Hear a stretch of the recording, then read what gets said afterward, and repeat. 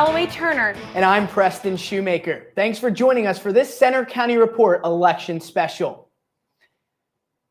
Pennsylvania is a key battleground state for this year's presidential race. Donald Trump won the state in 2016 by less than 1 percentage point. Let's check the early results that we have right now from the Associated Press. These are statewide Pennsylvania numbers. Now, Callaway, as we look at this graphic, Joe Biden leading Donald Trump 63% to 36%, with only 11% of precincts reporting here early on. Now, that's interesting because you have to think, with as close as Pennsylvania is going to be, with it leaning Biden early, you might be looking at some of the mail-in ballots being counted. And Pennsylvania is certainly an important state in this race. It carries 20 electoral votes of the magic number 270. It's projected to be one of the most, if not the most important state in this election. You were talking about mail-in ballots. Some counties won't even begin to count them until tomorrow. I'm looking again at these mail-in ballots. Registered Democrats in Pennsylvania requested more than 1 million more mail-in ballots than registered Republicans. So as they continue to count these ballots early on, you're going to see this tilt towards Biden. Expect it to tighten up a little bit as they continue to count the results from people going out to the polls today. We certainly have a long way to go in this race. The race for the presidency could hinge on Pennsylvania votes. And even though millions of people mailed in their ballots, in-person voting today was also seen as critically important. Gina Cadigan has more on Pennsylvania's role. When it comes to battleground states, Pennsylvania may be an all-out war. Many experts say our state could ultimately decide the presidential election. You know, I'm really glad that the nation is activated and hoping that will draw out votes. PA voters requested 3 million mail-in or absentee ballots this year. That's 10 times the amount received in 2016. Democrats outnumber Republicans in Pennsylvania by more than 700,000 registered voters. But there are 1.3 million who aren't associated with either party. A lot of eyes are on counties like Butler, which has nearly 2 Republicans for every Democrat. Some residents like Colleen Smith are basing their vote on issues ranging from the economy and fracking to abortion and law and order. Community members are much more activated to learn more and to be involved and to get to know the candidates. Within Butler County, places like Slippery Rock are also being closely watched. Republican Mayor John David Longo said he's been focusing on encouraging everyone to vote no matter their party. I think it's so important that we are doing what I think is our American duty, our obligation to our founding fathers and to those who came before us to go and exercise the right to vote. Despite the political divide, Longo says his community gets along well. We have more in common than not. And the sooner we all start thinking of ourselves as Americans rather than Republicans or Democrats or anything else in between, I think the sooner we can start to heal the divide and bridge the gap. In Butler County, I'm Gina Cadigan for the Center County Report. Like I said earlier, Pennsylvania has 20 electoral votes, and many political experts say those votes could decide the election. Let's look now at the other races we're following tonight. Results are beginning to come in, so we're going to start looking at the 3 key statewide offices. In the Attorney General race, here's what we have so far. 8% of precincts reporting, 69% to the incumbent Democrat, Josh Shapiro, 28% for Heather Heidel. No surprise here, as Shapiro is this returning Democrat. He won by a narrow margin in 2016, but it's looking a little bit larger here early on. And I think it could continue to be that way, Preston. Heather Heidel is new on the political scene. She calls herself a lawyer's lawyer. She wants to be less aggressive. Well, and Shapiro, he calls himself the People's Attorney General. He's boasting this 6-0 record that he has representing the state versus Trump in court. So as he's running off of this track record, we see he's got a nice margin here early on. Again, 69% to 28%, with only 8% reporting. A lot can change as the night continues. Let's move forward now to the Auditor General race. Here are what we have statewide results so far in this Auditor General. We're looking at Nina Ahmad at 68%, Timothy DeFore, 28%. A reminder, Eugene DePasquale is currently in office, the Democrat. His term limit has been reached. He's running for PA Congress in another election. So no incumbent here, but no surprise to see Ahmad in first place. Yes, she has a pretty stacked resume. She previously was the deputy mayor for public engagement in Philadelphia. She's a molecular biologist and entrepreneur. And as you look at Timothy DeFore, elected the Dauphin County Controller back in 2015, he's worked as a fraud investigator for UPMC and a special agent, including an internal auditor. So as we continue to look at that one, not a shock to see Nina Ahmad have the early lead in this one, 68% to 28%. Now, finally, let's take a look at Pennsylvania Treasurer. Here are the results we have early in this one. It's Joseph Torsella, the incumbent Democrat. He is leading big, 70% to 27% over Stacey Garrity. Again, only 8% of precincts reporting. We remind you, these are just the numbers here in Pennsylvania. So as you look at Stacey Garrity's resume, she's a retired Army Reserve colonel. She served 3 deployments, but doesn't have much of that track record in the political scene that Torsella brings to the table. She does not, but she did run for the U.S. House of Representatives District 12 seat in the special election in 2019. She did not win. She lost that seat to Fred Keller. Let's move forward now, Callaway, and take a look at some of the other local races. Here are some of the other races we'll be watching tonight. There are 2 U.S. congressional races in our area, and right now we are only able to report the numbers from Center County. In the 12th district, incumbent Republican Fred Keller is taking on Democratic challenger Lee Griffin. And right now, Lee Griffin is winning by a very significant lead. We're not sure at this time how many precincts are reporting. He's leading 78% to 22% over Republican Fred Keller. Now, this is shocking, Callaway. You look at Lee Griffin. He's a political newcomer, a first-time candidate. He attributes running for this election due to his non-white South African immigrant wife. She's the reason he's running for this election. He cares about his family and he wants some change in the area. Fred Keller has been serving in the PA District House. He served in District 85 from 2011 until 2019, and then the redistricting has moved him to District 12. But it's shocking to see Griffin at 37 years old, this newcomer, first runner, has a really large lead early. Again, we don't know how many precincts are reporting.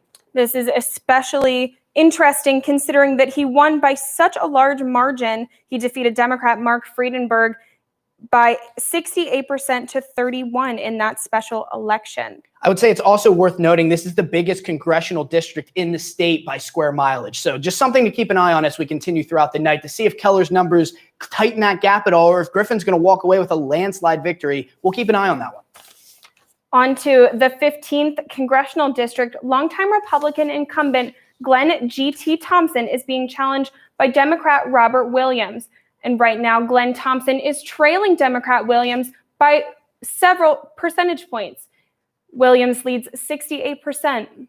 We're not sure how many precincts are reporting at this time. Another shocking one, but again, it's early. We don't know how many precincts are reporting in that one. It'll be interesting to see what goes on there. Thompson has a long track record here in the political scene. He's been in office since 2009. So we'll keep an eye on that one and see where it goes. But without knowing how many precincts are released, we don't know how close this is really going to be down the stretch. Robert Williams, he has experience fighting COVID-19 on the front lines as an EMT. You have to wonder, is that something that's pushing him up in some of these polls and some candidates' eyes as someone who needs to address this COVID pandemic as we continue to move forward? I think likely if he is elected tonight, that will be something he carries into office.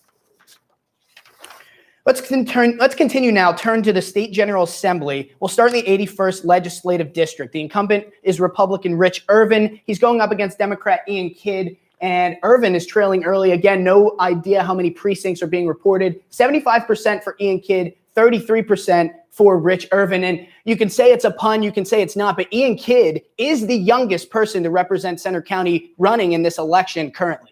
Yes, ironic or not, the Huntington County native is a long-term substitute teacher. And we have to remember, Preston, right now, these are the only numbers we have just from Center County. So this doesn't really give us a clear picture yet of the forecast of this election. Very worth noting, these districts are not only kept in Center County. However, as you look at these numbers, they're only coming from Center County currently, which is typically a blue county, which might sway some of these numbers as we look forward. Let's look now to District 76, where incumbent Stephanie Borowitz, a Republican, is facing off against Joe Waltz, a Democrat, and she's also trailing so far in Center County, 62% to 38%. Now, Stephanie Borowitz, a mother, a former teacher, a pastor's wife, she's the first woman to represent the 76th district, and she is trying to earn re-election here so far. In 2018, she narrowly beat out Democrat Michael Hanna Jr. 53% to 46%, but I think likely that she may take this election tonight. Again, it's too early. We don't have enough information to call. Walt's 68 years old. He's lived in the 76th district for nearly 50 years. He was a public school teacher at Lock Haven High School for almost 3 decades. He believes he has a lot in common with the people and thinks new leaders are needed to address these new problems. Borowitz, on the other hand, she supports pro-life, pro-gun, pro-family. She wants to reduce government intrusion on daily life by lowering taxes. And again, this is what the numbers show from Center County so far, 62% to 38%. On to the election in District 77. The incumbent is Democrat Scott Conklin. His challenger is Republican Steve Yetzko. Scott Conklin is leading significantly in Center County, 86% to 14. And this is not a surprise. Conklin is the only current Democratic representative in the county so far. He's been in office since 2007. This is actually the first time since 2014 that he's been run against in an election. Steve Yetzko, the first person to do that. Conklin's looking for his 8th straight term, and you had to think that when you look at these polls, he was going to trend higher in this county. It's probably something to keep an eye on. It's also worth noting that the 77th district is the only district we're covering tonight that is solely in Center County. So as we look at these numbers that are only coming from Center County, that will determine this district. Yeah, this 77th district race will be an interesting one. Yetzko calls Conklin the invisible man, saying he's lost touch with the community. He really hopes to bring that back. Finally, in the 171st Legislative District, Republican incumbent Carrie Benninghoff takes on Democratic challenger Peter Buck. Carrie Benninghoff is trailing Peter Buck in Center County 67% to 32%. Benninghoff has been in office since 1996, Callaway. Peter Buck decided to run so that Benninghoff would not be ran unopposed. He wants to give people a chance to elect someone new into this seat. Benninghoff became the House Majority Leader in June of this year. In 2018, he defeated Democrat Aaron McCracken 59% to 40%. So Benninghoff, he has the track record. He's been here for quite some time. And in Center County, which is, again, a typically blue county, he is trailing. But keep an eye on that as this night goes forward. Expect that number to maybe tighten a little bit. Absolutely. And Peter Buck is the former Ferguson Township Supervisor. Back to you, Preston. We'll keep an eye on these races as the night continues. This election is unlike any other in recent years because of the coronavirus pandemic. Reporter Layla Mitchell says that means changes among voters and polling place workers. Too risky for me to go out and vote in person, let alone work at the polls. Rachel Millenbach says she made a tough choice because of the pandemic. She won't be working the polls this election, and she's not alone. Well, in the primary, I didn't work the polls because of COVID and being older, and my job, I work with older people, so I felt I would be putting everybody at risk. But it's still critical for people to vote in this important election. Voting is really important, and being able to vote during a pandemic is also just really important. State College Precinct 28 Judge of Elections, Jordan Emily, knows some people are worried about showing up in person at the polls, either as a voter or a worker. He says while Center County isn't facing a critical shortage of poll workers, it will be different. Previously, we've seen a lot of poll workers be older citizens, right? We've seen a lot of poll workers be in that 50 to 60-year-old range. They're actually doing this. They've been doing it for a long time. I wouldn't say there's necessarily a shortage, but we're just seeing a different demographic of people who want to come out and do this. More younger people will work the polls safely while taking precautions. Seeing a lot of pens. The Center County Board of Elections has ordered a lot of pens so that we don't have to be sharing pens at all. And poll workers encourage people to ask questions to avoid the misinformation about polling places. In State College, I'm Layla Mitchell for the Center County Report. Pennsylvania's Supreme Court recently ruled mail-in ballots can be rejected if they're received without the security envelope. And some are worried that if enough are tossed, it could impact election results here. Here's Addison Albert with the issue of so-called naked ballots. With millions of people voting by mail in this election, Democrats in Pennsylvania are warning that tens of thousands of mail-in ballots might be at risk of being invalidated. The reason? A term known as naked ballots, those sent in without their security envelope. A new ad campaign is aimed at showing voters the right way to send in their ballot. The large return envelope. The state Supreme Court voted recently that ballots can be thrown out if they don't arrive in the official security envelope. That ruling is seen as a win for President Trump's campaign in Pennsylvania. Many Republicans claim the whole mail-in voting system could lead to voter fraud. But if they're just mailing out thousands of ballots to people that didn't even request one, that could open it up for a lot of fraud, and I think most studies have shown that it will. But many Democrats disagree, saying we've trusted mail-in ballots for years. We grew up watching people vote by mail. It's not unfamiliar to me. We also have the best postal service in the world. And I have tremendous trust that they're going to be able to get our mail ballots to where they need to be counted. I'm Addison Albert for the Center County Report. Mail-in ballots received up to 3 days after Election Day will be counted in Pennsylvania. That's after the U.S. Supreme Court turned away a Republican bid to block a state court order granting the extended deadline. As we approach 10 o'clock here on the East Coast, many states are starting to close their polls. We'll have much more to come tonight on our Center County Report Election Special. We'll take a look at what people across the Atlantic have to say about the presidential election and Donald Trump versus Joe Biden. And one of Pennsylvania's senators who's not up for re-election is going to retire. What does that look like for his plans in PA politics? We'll take a look after the break.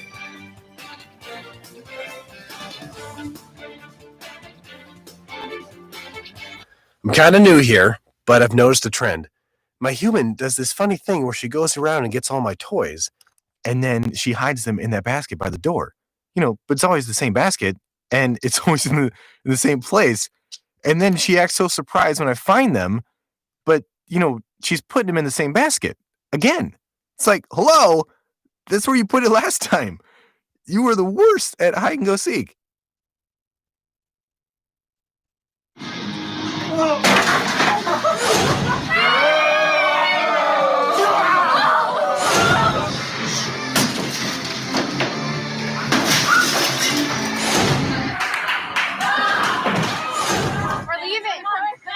Most party fouls are pretty dumb. But if you decide to drink and drive underage, you could lose your license and your freedom. Underage drinking and driving. The ultimate party foul.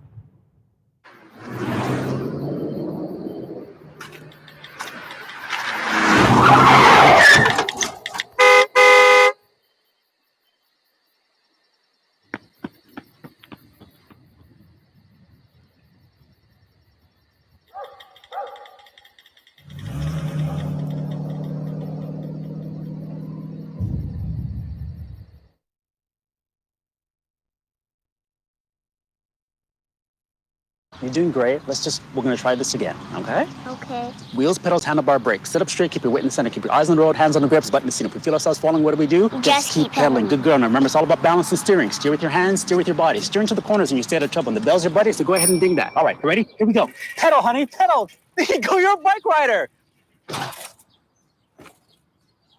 Most parenting is hard to do in just 2 minutes. But 2 minutes twice a day making sure they brush is easier, and it could help save them from a lifetime of tooth pain.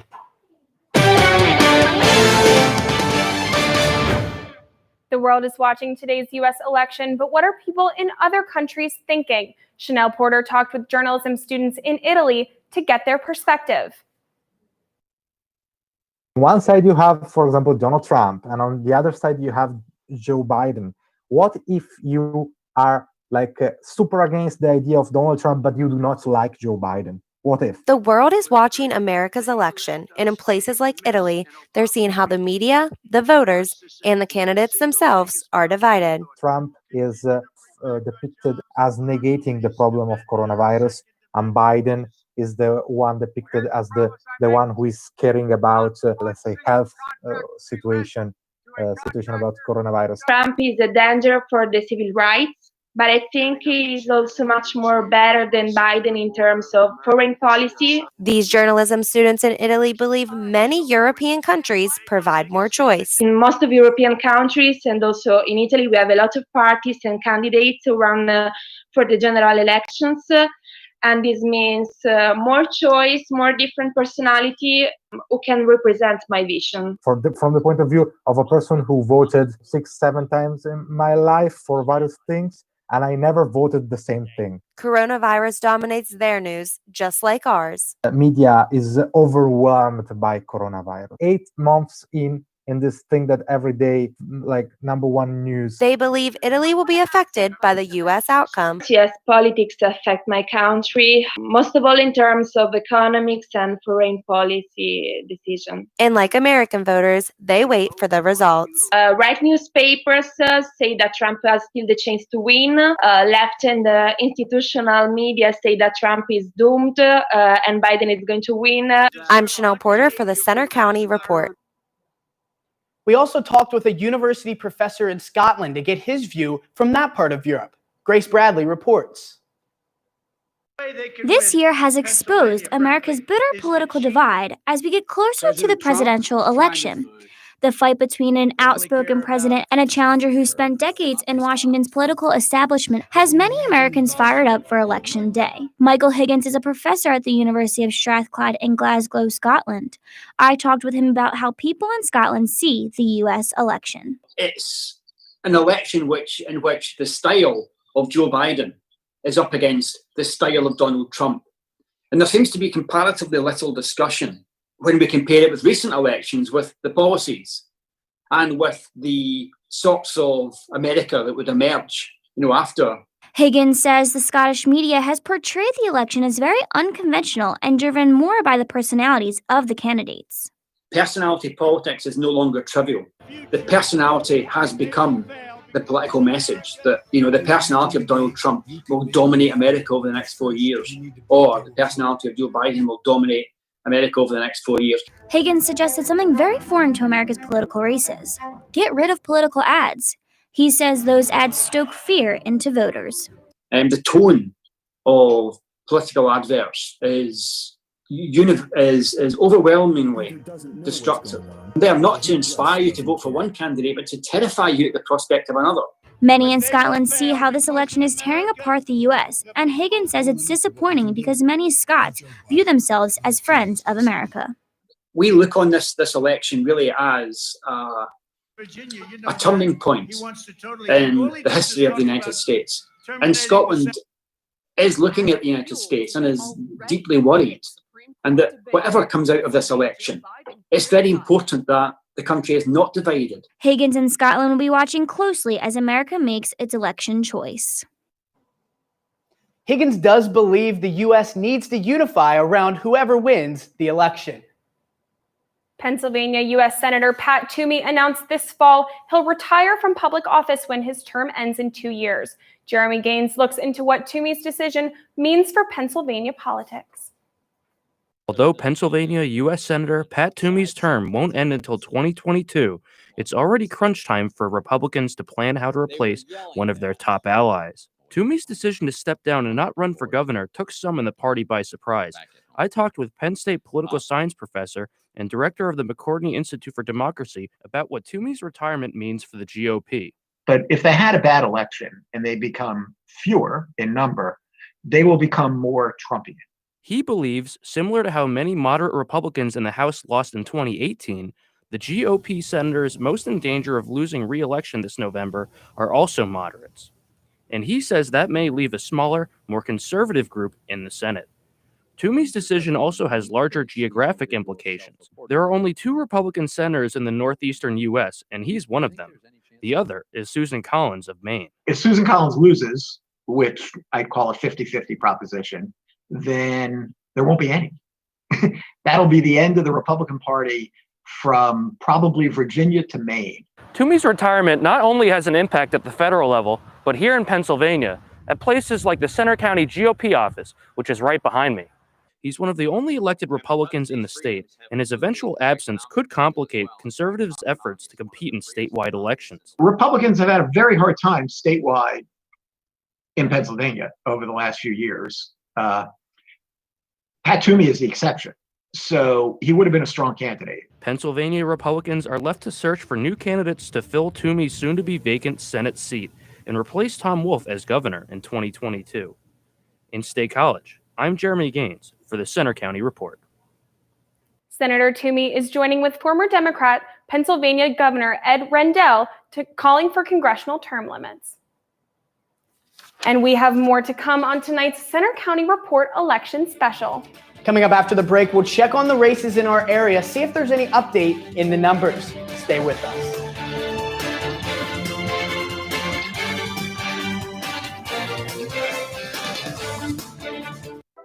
Todd's a great guy. I mean, look at him. What a sweetheart. Attaboy. Wait, Todd, what are you doing? How totally selfish and un-Todd-like of you. Come on, Todd. Come on, man. Hi, I'm Peter. There's nothing I love more than sharing vegetables with my friends. Come on in! Help yourself to anything. That's why we give our food the utmost respect it deserves. Did you know there are simple steps we can all take to help save food? You can cook it, store it, even share it. Just don't waste it. When it comes to food, better ate than never. To learn more, visit SaveTheFood.com. This year, patriotism shouldn't just be about pride of country. It should be about love. Remember that to love America is to love all Americans, because love has no labels. So, I'm kind of new here, but I've noticed a trend. My human does this funny thing where she goes around and gets all my toys, and then she hides them in that basket by the door. It's like, hello, that's where you put it last time. You were the worst at hide and go seek. So you see, son, good manners are important. Should I go through it again? Yes. Yes, please. Yes, please. Exactly. Always say please, thank you, you're welcome, excuse me, sit up straight, hold doors open for ladies. If the door's locked, knock first, don't burp, don't swear, don't stare, don't use bad language, or talk with your mouth full, keep your elbows off the table. What table? Don't interrupt. Cover your mouth when you cough or sneeze. On the bus, keep your seat up to anybody who has trouble standing. Bottom line, treat others the way you want to be treated. Got it? Got it. Good talk. Most parenting is hard to do in just 2 minutes. But 2 minutes twice a day making sure they brush is easier, and it could help save them from a lifetime of tooth pain.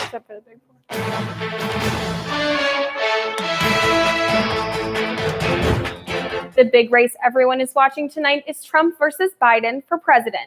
Let's check back in to see the early results so far. These numbers are from the Associated Press. They are statewide Pennsylvania results. Currently in Pennsylvania, Joe Biden leads Donald Trump 51% to 46%, with still a small number, only 19 precincts reporting. As you can see there, Callaway, a lot closer than it was even from the start of our coverage here tonight. As more precincts come in, you're going to see this election tighten up. It's a key swing state in this election, as you mentioned already. And as we continue to look at Pennsylvania, it's going to play a massive factor. Yeah, we've got some really important counties in Pennsylvania that are going to decide this election. 3 I want to look at in particular. Luzerne County first accounted for more than half of Trump's margin of victory in Pennsylvania in 2016. He only won in Pennsylvania by 50,000 votes in 2016. So it'll be interesting to see what happens in Luzerne. Lackawanna County, in Lackawanna County is Scranton, Joe Biden's hometown. We'll see where that goes. And finally, Bucks County, just outside of Philly, votes there are a total toss-up.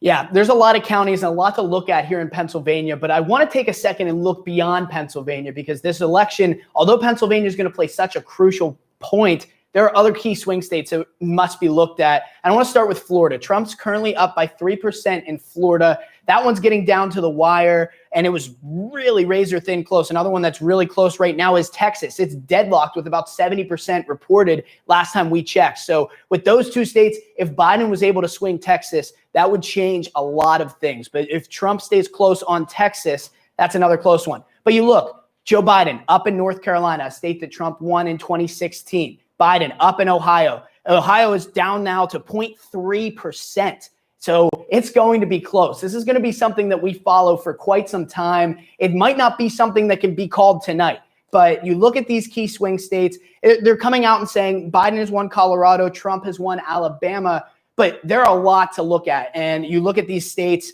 it's going to be close. You haven't seen anything yet from Arizona. There hasn't been a Democrat to win Arizona since 1996. That's Bill Clinton. And you look forward, Arizona polls are going to be closing here soon. That's another one that's a key swing state so far. And if Trump or Biden can do well in that state, it's going to change a lot. So lots to look at there, Callaway. But again, you just draw it back into Pennsylvania and just talk about the 20 electoral college votes. It's what it comes down to. Trump won narrowly in 2016. He's going to try to repeat that here in 2020. Yep, 20 on the road to 270. That's what we keep saying. A long way to go tonight. Lots to look at, but now let's look on to the other races we're following. And we'll start with the 3 key statewide offices once again. We'll look at the Attorney General race, see if anything has changed here so far. Again, that's a race that was tight. We have numbers, but they're only coming so far from the state of Pennsylvania. That's Josh Shapiro and Heather Heidelbaugh. And that race is tightening up now. 16% of precincts reported. Shapiro still holding on to the lead over Heidelbaugh, 57% to 40%. That one's tightening up. I expect to see that in a lot of these races, Callaway. I agree. As more precincts report their numbers, these races will get tighter. Remember here that Josh Shapiro is the incumbent. Let's look now at Auditor General. A check here once again. Nina Ahmad is continuing to hold on to a larger lead there. Still only 8% precincts reporting there. 68% to 28% over Timothy DeFore. Remember, the incumbent is Eugene D. Pasquale, who is not running because his term limit has hit. He is running for Pennsylvania Congress, though. Very much. Now we look at the treasurer race here in Pennsylvania. Some results in that one. 70% for Joe Torsella, 27% for Stacey Garrity. We talked about it already tonight. Stacey Garrity doesn't have much of a political background, and as you look across the entire state, a lot of these races tend to lean to the blue. So Torsella with them largely, there's still only 8% of precincts reporting in this one. Still very early. Probably see that one narrow up a little bit, but you're looking at Torsella, who's sitting comfortable at the moment. Absolutely. We'll see. Continuing on, here are some of the other races we'll be watching tonight. There are 2 U.S. congressional races in our area. In the 12th district, the incumbent Republican Fred Keller is taking on Democratic challenger Lee Griffin. Like we said earlier, Lee Griffin is off to an early lead, but these numbers are only from Center County. He's leading 76.5% to 23.5%. It'll be interesting to see as this county numbers start coming in. This district goes the biggest in the state square mileage, so it goes well beyond Center County. So as we look at the numbers across the board as they begin to come in, it'll be interesting to see if that one tightens up. It's shocking to see Lee Griffin that far ahead, but when you only look at Center County numbers, it does follow the pattern. Yeah, they're certainly a little skewed there until we get bigger into that 12th district. In the 15th congressional district, longtime Republican incumbent Glenn G.T. Thompson, like we said earlier, is being challenged by Democrat Robert Williams. And that race is tightening up. Robert Williams still holds on to that lead, the Democratic candidate, 57.5% to Glenn Thompson, the Republican incumbent at 42.5%. And again, that 15th district, might be the second largest in the state. 2 very large districts that cover our viewing area. And we're only looking at numbers from Center County. But as this one, it continues to get closer, you see Glenn Thompson has made up some ground. He has a much larger track record than Robert Williams in this area. He's been in Congress since 2008. So we'll continue to keep an eye on that one as well. Moving on now, we'll take a look at the 81st Legislative District in the General Assembly. That's Rich Irvin and Ian Kidd. Ian Kidd still holding on to a large lead over Irvin. We still do not know how many precincts have been reported, but you look there, 71.1% to 28.9%, Callaway. And I expect this to tighten up. In 2018, Rich Irvin beat out Democrat Richard Rogers Sr. by a pretty wide margin, 62 to 34%. So we'll see how that race continues to unfold. We'll move forward now to the 76th district with Stephanie Borowitz and Joe Waltz. Borowitz has actually pulled ahead of Waltz from what we've reported before. Still unsure of how many precincts are reporting, but 59.6% now leaning towards Borowitz, the incumbent Republican, over Joe Waltz at 40.4%. This is something I kind of expected to see happen, maybe an early rise in Joe Waltz at the Democratic side of things. But we mentioned in the state race, a lot of those mail-in ballots coming in are coming from that Democratic Party. So as more votes are being counted from the ballot points today, you're going to see these races narrow up as we get farther along in the evening. And again, she is the first woman to represent the 76th district. In District 77, however, the incumbent is Democrat Scott Conklin. His challenger is Republican Steve Yetzko. Scott Conklin is leading 85% to 15% in Center County. And again, no surprise there. Scott Conklin, he's been around for quite a long time. And Yetzko, first person to run against him since 2014. This is going to be a large race. It doesn't shock me much. And in the 171st Legislative District, Republican incumbent Carrie Benninghoff takes on Democratic challenger Peter Buck. That race is led currently by Peter Buck with 65.5% of the votes. And edging closer once again. It's just a trend we're going to see with a lot of these 65.5%, 34.5%. And now before we finish tonight, we want to go back to the presidential race. These are the numbers in Pennsylvania. You now see Donald Trump has the lead over Joe Biden at 51% there. If we can get the graphic once again, 51% to 47.7%. Donald Trump with 20% of precincts reporting. So you saw this early wave for Joe Biden, but Trump has pushed that back. And you look at the campaigning in this state, Callaway, Trump came to PA 8 times in the last 2 weeks. Trump made twice the campaign stops as Biden in the last 3 weeks. He has made this state a priority, and it's definitely going to be close as you look at these polls. But the winner of Pennsylvania has a great chance to move on and be in the White House next year. I totally agree with you. Biden was in Pennsylvania today, both in Scranton and in Philadelphia.